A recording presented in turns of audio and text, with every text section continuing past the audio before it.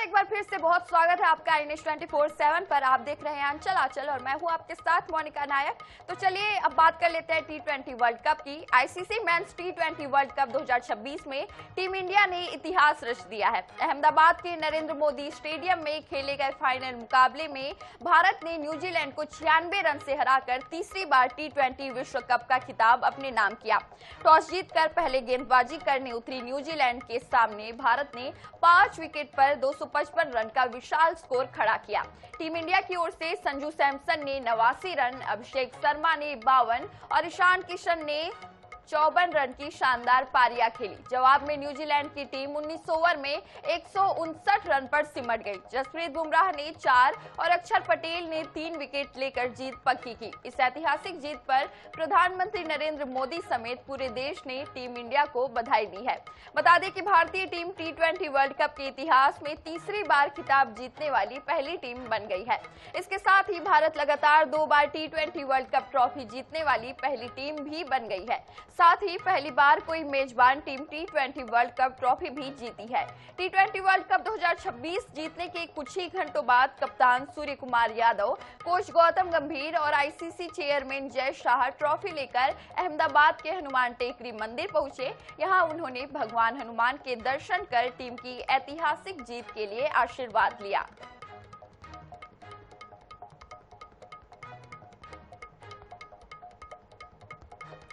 तो तस्वीरें देख सकते हैं आप, जीत का जश्न मनाया जा रहा है। भारत वर्ल्ड चैंपियन बन चुका है, जिस पर पीएम मोदी सहित कई राजनेताओं ने बधाइयां दी है। इस जीत पर हर भारतीय को गर्व है। भारत ने न्यूजीलैंड को 96 रनों से हराया है। 5 विकेट पर 255 रन के साथ भारत ने ये शानदार पारी खेली। न्यूजीलैंड 159 रन पर ऑल आउट हो गया। नहीं, बहुत बड़ी इम्पोर्टेंट विक्ट्री थी और बहुत अच्छा टूर्नामेंट रहा एज ए टीम, और जिसकी प्रिपरेशन हम काफ़ी टाइम से कर रहे थे। और ऑब्वियसली जब आप प्रिपरेशन अच्छी करते हैं तो रिजल्ट्स भी आपके फेवर में आ जाते हैं। और पूरी टीम को मैं बधाई देना चाहता हूँ, बट साथ ही साथ में फैंस का जो इतना सपोर्ट रहा है थ्रू आउट द टूर्नामेंट, वो काफ़ी लाजवाब था। इवन वन गेम हम श्रीलंका में खेले, उसमें भी बहुत फैंस आए, तो उसकी बहुत खुशी थी। तो अब खबर जगदलपुर से है, जहां अंतर्राष्ट्रीय महिला दिवस के अवसर पर बस्तर के मिनी स्टेडियम में आयोजित बृहद महतारी वंदन सम्मेलन में मुख्यमंत्री विष्णुदेव साय ने लक्ष्मी सखी मिलेट कार्ड का शुभारंभ किया।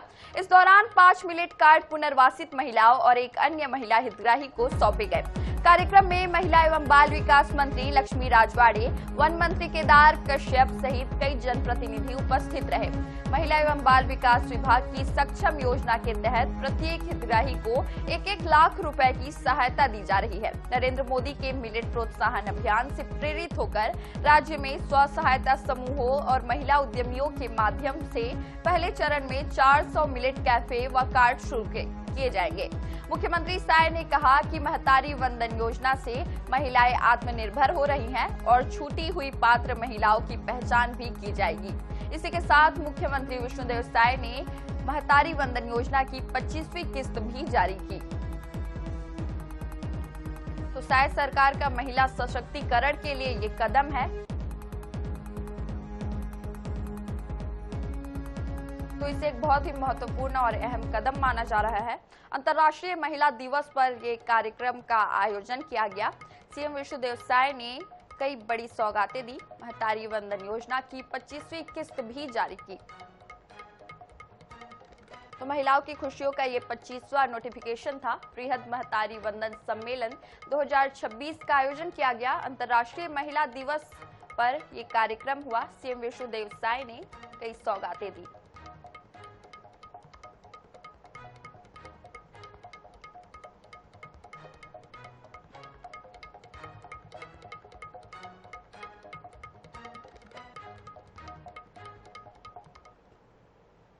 और आज इस अंतर्राष्ट्रीय महिला दिवस के उपलक्ष्य में छत्तीसगढ़ की समस्त माताओं को, बहनों को, बेटियों को अंतर्राष्ट्रीय महिला दिवस की बहुत बहुत बधाई, बहुत बहुत शुभकामनाएं।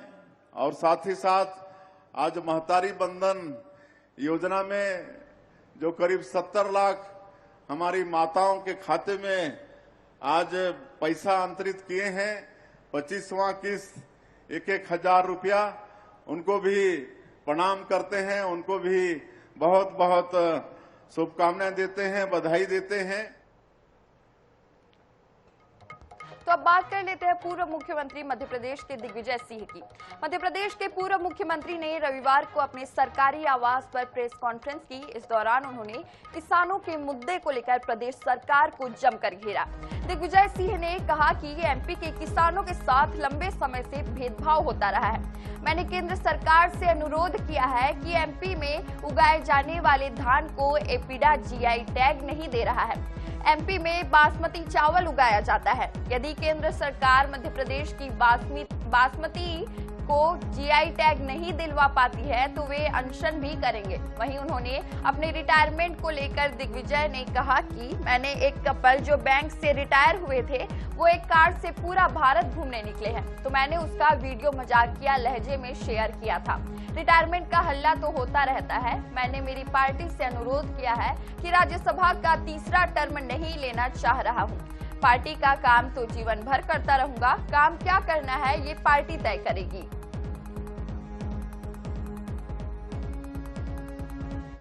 मैंने मेरी पार्टी से यही अनुरोध किया है कि मैं सेकंड टर्म के बाद थर्ड टर्म नहीं लेना चाह रहा हूं, लेकिन इसका मतलब ये नहीं है कि मैं कांग्रेस के लिए काम नहीं करूंगा, पार्टी के लिए काम नहीं करूंगा। पार्टी का काम तो जीवन के आखिरी सांस तक करेंगे।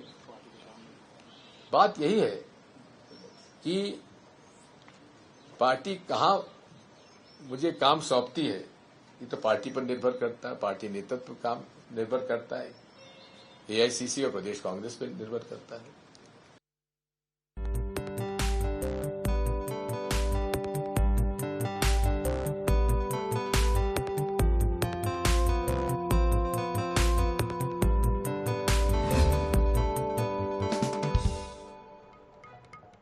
मुख्यमंत्री डॉक्टर मोहन यादव ने रंगपंचमी के अवसर पर उज्जैन में महाकाल मंदिर से निकलने वाली परंपरागत गेर में शामिल होकर ध्वजा और अखाड़ों के शस्त्रों का पूजन किया। इस दौरान उन्होंने प्रदेशवासियों को रंगपंचमी की शुभकामनाएं दी और सभी के सुख समृद्धि की कामना की। इसके अलावा मुख्यमंत्री ने करीला धाम में दर्शन कर अशोकनगर जिले को कई विकास कार्यों की सौगात दी। देखिए ये रिपोर्ट। मुख्यमंत्री डॉक्टर मोहन यादव रविवार को उज्जैन में महाकाल मंदिर में निकलने वाली परंपरागत गेर में शामिल हुए। यहां उन्होंने ध्वजा के पूजन के साथ साथ अखाड़े के शस्त्रों की भी पूजा की। इतना ही नहीं, इस मौके पर सीएम डॉक्टर मोहन यादव ने शस्त्र चलाने का प्रदर्शन किया। इसके बाद अशोकनगर जिले के करीला धाम पहुंचे। सीएम ने मां जानकी के दर्शन कर पूजा अर्चना की, पारंपरिक झंडा लेकर चले और मंदिर में उसे अर्पित किया। इस दौरान उन्होंने महिलाओं को महिला दिवस की बधाई देते हुए कहा कि आने वाले चुनावों में महिलाओं को 33% आरक्षण मिलने वाला है। करीला धाम की कई कहानियां जुड़ी हुई और करीला धाम में वास्तव में मां का ये अपने आप का एक आशीर्वाद भी है और चमत्कार भी है। जहां तक निगाह जा रही ऊपर हेलीकॉप्टर्स, कहां गाड़ियां छोड़ करके आए और लाखों लोग यहाँ जोरदार अभिनंदन करें अपनी आस्था के लिए। सच में रंग पंचमी का आज त्योहार और ऐसे में इस मां के प्रति श्रद्धा, आस्था, भक्ति अद्भुत है। मैं आज के इस अवसर पर हमारी सभी लाडली समान बहनों का भी प्रणाम करके आपका भी अभिनंदन करता हूं। ये हमारी अपनी संस्कृति को नमन है। यशस्वी प्रधानमंत्री के नेतृत्व में अब तो जितने प्रकार से काम हो रहे हैं, आप आने वाले समय में 2029 में लोकसभा और विधानसभा में 33% आरक्षण आपको भी मिलने वाला, बहनों को लोकसभा विधानसभा के लिए भी। अशोकनगर दौरे के दौरान उन्होंने दीपना खेड़ा से करीला तक 10 किलोमीटर लंबी सड़क की मांग का भी जिक्र किया और इस संबंध में कलेक्टर को प्रस्ताव तैयार करने के निर्देश दिए। इसके अलावा कई विकास कार्यों की सौगात दी। Bureau report, INH news, Bhopal.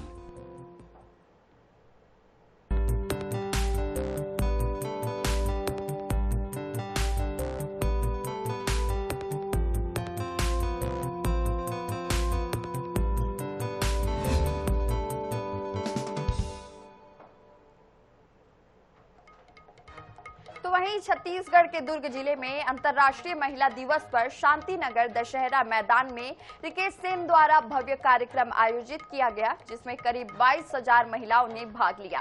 कार्यक्रम में घरेलू काम करने वाली महिलाओं सहित विभिन्न क्षेत्रों में योगदान देने वाली महिलाओं को सम्मानित किया गया। इस दौरान विधायक रिकेश सेन ने बताया कि महिलाओं को सशक्त बनाने के लिए शक्ति योजना शुरू की गई है, जिससे हजारों महिलाएं जुड़ चुकी है। वहीं उन्होंने गंभीर आरोप लगाते हुए कहा कि उन्हें झूठे मामलों में फंसाने और उनकी हत्या की साजिश रची जा रही है। उन्होंने मामले की निष्पक्ष जांच की मांग की, साथ ही समोदा में अफीम खेती मामले में दोषियों पर सख्त कार्रवाई की बात कही। हमारी चिंता सिर्फ एक बात की है कि ये परिवार जो है बहुत सफर करता है अपने जीवन में, तो इनके चेहरे पे खुशहाली हो, इसके साथ आज हम लोगों ने सभी महिलाओं का सम्मान किया। हाँ, वो भावुक होने वाला पल ये था कि अचानक एक वीडियो आता है पूर्व पार्षद जयप्रकाश यादव का कि मेरी हत्या की साजिश रची गई थी 2 साल से, मुझे बलात्कार में फंसाने की साजिश हुई थी। और ये जब सब साजिशों का जब पता चला तो मैं भावुक इसलिए हो गया कि क्या राजनीति इतनी गंदी हो चुकी है। ये छत्तीसगढ़ की परंपरा नहीं थी। हमने पहले मोतीलाल वोरा जी को, रमन सिंह जी को एक दूसरे को कटाक्ष करते हुए देखा, एक अच्छा वातावरण में विपक्ष को काम करते देखा, और हमेशा ये रहा है। ऐसे कौन नेता हैं जो इतनी गंदी राजनीति पे उतर आए हैं। वहीं दुर्ग के समोदा गांव में हुए अफीम की खेती मामले में नया अपडेट सामने आया है। जिला प्रशासन की मौजूदगी में दुर्ग पुलिस के जवानों ने अफीम के पेड़ों की कटाई की, जिसको नियमों के अनुसार नष्ट किया जाएगा। बता दें कि 5 से 6 एकड़ में अफीम की खेती की गई थी, जिसकी कीमत लगभग 8 करोड़ रुपए आकी गई है। मामले में दुर्ग पुलिस ने भाजपा नेता विनायक ताम्रकर सहित 2 लोगों को गिरफ्तार कर जेल भेज दिया है। वहीं छत्तीसगढ़ के पूर्व मुख्यमंत्री भूपेश बघेल ने भी इस पर गंभीर सवाल उठाते हुए भाजपा पर कई आरोप लगाए हैं। तो 5 से 6 एकड़ में ये खेती की गई थी। समोदा गांव में अफीम की खेती का ये मामला सामने आया था। अफीम की फसल को अब नष्ट किया जाएगा, ये एक बड़ा अपडेट सामने आया है। 5 से 6 एकड़ में ये खेती की गई थी। मामले में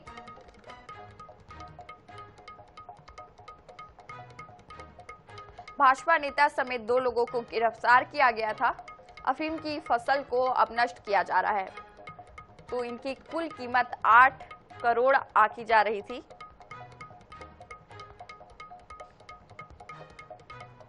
पुलिस ने अब अफीम के खेती नष्ट कर दिए है। तो देख सकते हैं आप कैसे जेसीबी से अफीम की खेती नष्ट किया जा रहा है। समोदा गांव में ये खेती का मामला, अफीम की खेती का मामला सामने आया था।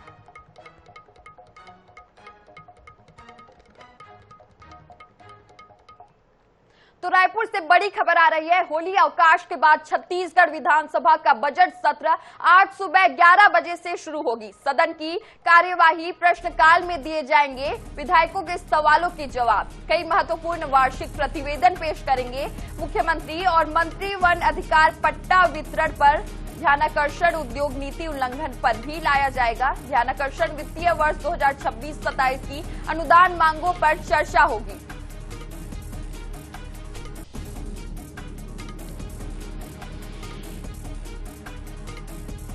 तो वित्तीय वर्ष 2026-27 के अनुदान मांगों, होली अवकाश के बाद छत्तीसगढ़ विधानसभा का बजट सत्र आज होगा। सुबह 11 बजे से सदन की कार्यवाही शुरू हो जाएगी। प्रश्नकाल में विधायकों के सवालों के जवाब दिए जाएंगे।